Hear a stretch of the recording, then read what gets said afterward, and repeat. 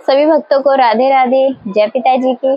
आज जो मैं आप सभी भक्तों को अक्षय तृतीया के बारे में बताने जा रही हूँ। 22 अप्रैल को जो है अक्षय तृतीया है।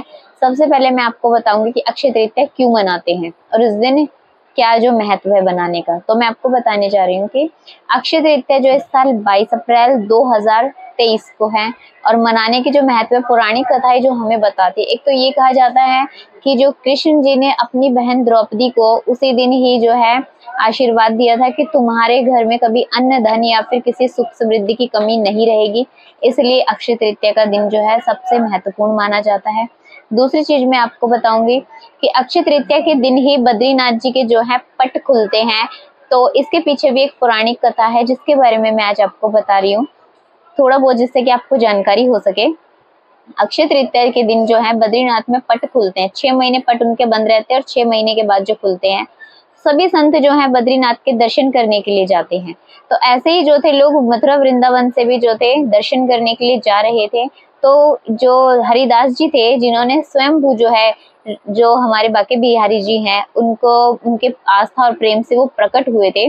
तो उनके दर्शन को सब उस दिन वृंदावन को छोड़कर और सब बद्रीनाथ जाते हैं। तो उन्होंने कहा कि ऐसा होना चाहिए कि सभी भक्त जो हैं उस दिन वृंदावन में रहकर बिहारी जी के दर्शन करें। तो जो उन्होंने इसके लिए क्या कहा कि जो भी अक्षय तृतीया के दिन बिहारी जी के चरण दर्शन करेगा और बिहारी जी के दर्शन करेगा, उनको जो है बद्रीनाथ के दर्शन का फल प्राप्त होगा। इसीलिए जो है बिहारी जी के उस दिन दर्शन महत्वपूर्ण माने जाते हैं। उनके पूरे शरीर पर जो है चंदन का लेप किया जाता है और जो है सोना चांदी या फिर बहुत सारे जो उनको पजेब अर्पण करते हैं, बहुत सारी चीजें आभूषण जो है उनको पहनाए जाते हैं। ये है जो कि हम अक्षय तृतीया को मनाते हैं। इस दिन बिहारी जी के दर्शन जो है सबसे ज्यादा महत्वपूर्ण माने गए, दुर्लभ दर्शन भी माने जाते हैं ये। अब मैं आपको बताती हूँ कि जिनके घर में जो लड्डू बाबू है, अगर वो उनके घर में बाके बिहारी स्वरूप में, तो उनके पूरे शरीर पे चंदन लेप कैसे करें? या तो भक्त लोग जो है पूरे शरीर पर भी चंदन लेप कर सकते हैं। अगर कोई भक्त कहते हैं कि नहीं हम पूरे शरीर पर नहीं कर पाएंगे, तो आप लड्डू बाबू के कृपया करके पैरों में और हाथों में और एक माथे पर तिलक जरूर कीजिए, वो ज्यादा महत्वपूर्ण है अगर आप पूरे शरीर पर बाबू के लेप नहीं कर पाते हैं तो। अगर जिनके पास मेरे महादेव जैसे बाबू हैं, छोटे बाबू हो गए या मेरे महादेव जितना बाबू है, जितने भी मतलब जो उनके पास बाबू है, वो बाबू के जो है आंखें छोड़कर, आंख और होठों को छोड़कर जो है, बाबू के बालों को छोड़कर बाकी पूरे शरीर पर भी आप चंदन का लेप कर सकते हैं।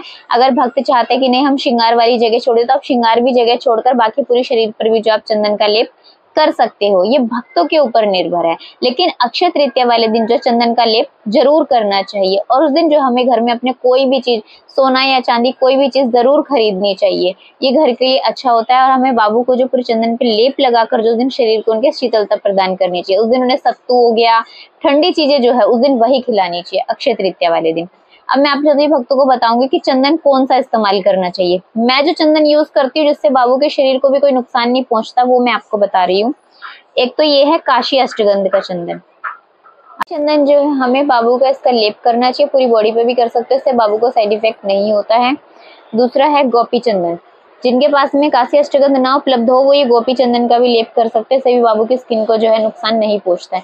ये 2 ही चंदन आप इस्तेमाल कीजिए, इसके अलावा कोई और चंदन इस्तेमाल मत करना, इससे बाबू की स्किन जो है वो हल्की हल्की काली हो जाएगी, इससे बाबू को काफी नुकसान पहुंचेगा। तो ऐसी कोई भी चीज ना करें। और सभी को राधे राधे, जय पिताजी।